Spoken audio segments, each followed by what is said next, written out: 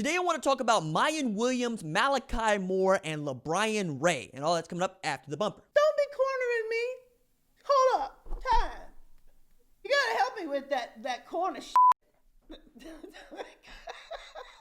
What's up, kinfolk? It's RJ Young. I am not on a step mill. Consider hitting the like and subscribe button because I upload a video every single day. It's always college football related, sports related. We have a good time. Today, I want to talk about Ohio State freshman Miyan Williams. I want to talk about LaBryan Ray, strong side defensive end, and I also want to talk about Malachi Moore, which is insidery, or so they tell me. It's details. It's not necessarily what the casual wants to know. It is what the diehard wants to know, and since this college football channel has basically been for diehards from the jump, right, I feel like that's right in the wheelhouse for what we do.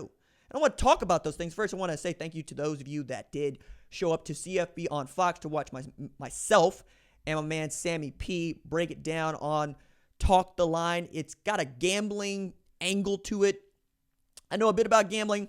I know a lot more about college football. Sam did a great job walking us through the gambling aspects of it, and I was building around what I expect to happen in this game and what I expect from both Alabama and Ohio State relative to, well, how healthy they are and who we know the star players are, or who we should say the general cast members are, right? So go check that out. There'll be clips out about it, I'm sure, on their Twitter feeds, on my Twitter feeds, in the Fox digital universe. All right. One of the things that I get told is that I am so detailed and so in the minutia of how college football works, and I care so much about the stories, so much about the people, and rounding out this thing called college football. So as much as you see Justin Fields or Najee Harris or Trey Sermon in the headlines, right, along with Jalen Waddle here of late, Devontae Smith, I also want to talk about the guys that make up the depth chart, the backbone of your football team, because I truly believe that your depth chart tells me everything I need to know about whether or not you can win championships. And when we talk about Alabama, and really when we talk about the Final Four making the playoff, we're talking about depth charts. We're talking about what you recruited and how good the guys are behind the dudes that you're starting seem to be, right? And Alabama's been better at that than anybody else. I mean, I think it's 3 consecutive drafts. They've had 10 or more prospects taken, which is ridiculous. And then when you take into account what they managed to do this year, both offensively and defensively, without some of their best players. I mean, Jalen Waddle has been out since October. He could return on Monday night, but what I'm really interested in is on the other side of the ball, right? Malachi Moore plays the star or the nickel safety spot, and they're much more likely to run with 2 inside linebackers and a nickel safety than they are with a third linebacker and like that Sam position. Malachi Moore and Brian Branch are 2 freshmen that were starting at that spot. And Malachi Moore, for my money, was the best defensive back that Alabama had. That included Pat Surtain. I understand how people feel about Pat Surtain. I understand. Pat Surtain is a unanimous All-American, SEC Defensive Player of the Year, and the first Alabama football player to win that award as a defensive back. I get that Brian Kelly refused to even throw in this direction. Malachi Moore, for me, is still the best DB on the field week in and week out for Alabama. He's that good. And the position he plays also gives him weight in this, well, ranking for me when we're talking about Pat Surtain versus Malachi Moore, because Pat Surtain gets to work with the boundary or at the very least the sideline, right, if he's playing the field. Malachi Moore and the nickel safeties like Brian Branch, they got to know their leverages. They got to play to their leverages. They have to know the scheme better than anybody else. They have to be able to line up at 1'9" and rush the quarterback. They also got to be able to run with the shifty fast dude in the slot and match up with the big tight end dude in the slot. It's a heavy workload. And for a true freshman to be doing that tells you a lot about what Malachi Moore is. Nick Saban said he's questionable. He hopes that he can help the team on defense, but we'll see if that comes into fruition. If not, you're going to see Brian Branch. And if you see Brian Branch, expect Ryan Day to attack that early. I don't care if he is a great true freshman like Malachi Moore. I would still go at the true freshman before I go at the experience, because the true freshman hasn't been on this stage, right? No matter how talented he is, he hasn't been on this stage. I want to see if he cracks under pressure. That means lining Chris Olave up or Garrett Wilson up or even Jeremy Ruckert or Luke Farrell to test him. Then you need to go right ahead and do that. Say nothing to what Jameson Williams might add, or Julian Fleming, or Jackson Smith and Jigba. All of those guys, I would take shots at Malachi Moore, especially as you're trying to soften up Pat Surtain or lull him to sleep while you're going to work on Josh Jobe, because that dude's going to get the bulk of the targets, I think, because he's the guy that's easiest to pick on. I mean, yeah, you can go at Jordan Battle. Yeah, you could go at Daniel Wright. But you want to go at those corners because you know that your wide receivers are most comfortable out there on the numbers. Next dude on the list that we got to talk about is Miyan Williams, right? Who said he's not going to be in Miami. Basically, he outed himself with a tweet on Saturday. Is that a tremendous loss to Ohio State's running back group? Not necessarily, right? Having Master Teague sidelined for the Sugar Bowl did not seem to matter at all. Trey Sermon still went 31 carries for 193 yards. He's had 62 carries in the past 2 games, and he'll take 31 more against Alabama if it gives them an opportunity to win a national championship. Now, where this becomes an issue is if something happens to Trey Sermon. If he needs to be sidelined or heaven foretend, he gets injured. You're talking about inserting perhaps a Steel Chambers, who hasn't played since Michigan State, right?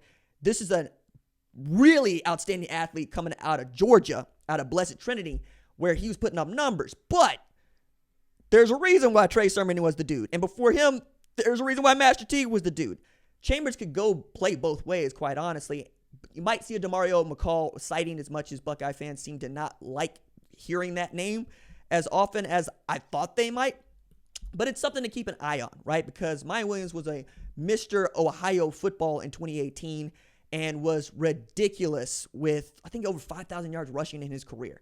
Just an outstanding tailback that I believe is going to blossom into what they need. And Tony Alford has been doing a great job of producing those dudes. I mean, J.K. Dobbins last year, Trey Sermon, Master Teague this year. You get where I'm going with that. Back to the defensive side of the ball for Alabama. LaBryan Ray is still questionable, according to Nick Saban. That's what he said on Sunday morning in the teleconference call today. Now, Byron Young has been doing an outstanding job at that position, and I think that they're going to be fine. Watching Byron Young run down, not Trey Sermon, but run down Ian Book was ridiculous for me to watch because, I know that Ian Book is fast. I know that he can turn the corner, and yet Byron Young said, I'm going to get you. And I'm going to get you, and I'm going to get you. Also out of that, Will Anderson has been a force. He is one of my X factors. I wrote about him in my piece for Fox Sports, just previewing the game, giving you a different spin on it, right? A different gimmick. This is how Alabama can win. This is how Ohio State can win. Will Anderson has been sincerely awesome at getting to the quarterback. 52 QB hurries. That is the most by an Alabama defensive player since Quinnen Williams in 2018. And he's just a true freshman, man. That's ridiculous. And then take into account Mac Jones and how he nicknamed Will Anderson the Terminator. You understand what it is for Will Anderson. Behind Will Anderson, you got Drew Sanders, who I think is one of the best pure athletes that Alabama boasts. And I need to say this because this is also bonkers. There's an alternate universe where Brew McCoy plays outside linebacker, pass rusher Jack for Nick Saban on defense because that's what he was being recruited to do. He was going to be a pass rush specialist on third down that they were going to grow into the kind of guy that can play 3 downs at Alabama on defense. He's playing wide receiver at USC because that's what he wants to be. That's how he sees himself. But it tells you a lot about how Nick Saban sees athleticism and why he's always going to try to recruit speed and power to the defense and then try to let the offense pick up where it leaves off. But in recent years, we've seen the offense has been truly prolific and truly awesome. Matter of fact, this is the most prolific Alabama offense we've ever seen. They're averaging 48.2 points a game. That's nearly 3 more than the 2018 offense that was quarterbacked by Tua and set all those records that this Alabama offense is breaking. They get 350 yards through the air a game. Najee Harris is having a year of years.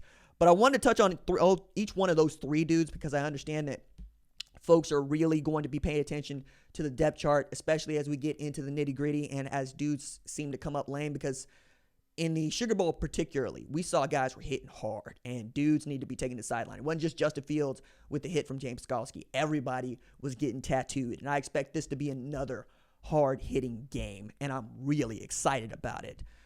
Parting shot, I think, on all of this is, I hope this game is good. I think it could be the highest-scoring college football playoff national championship game we've ever seen, and that means that defense is probably going to be optional. I could see 1,000 yards total yards in this. I could see an average of 7 yards per play in this. It could be that much fun, which is going to drive Nick Saban bonkers. But that's the kind of game I really enjoy, and that's what modern football has become. All right, that is it for me. Doses.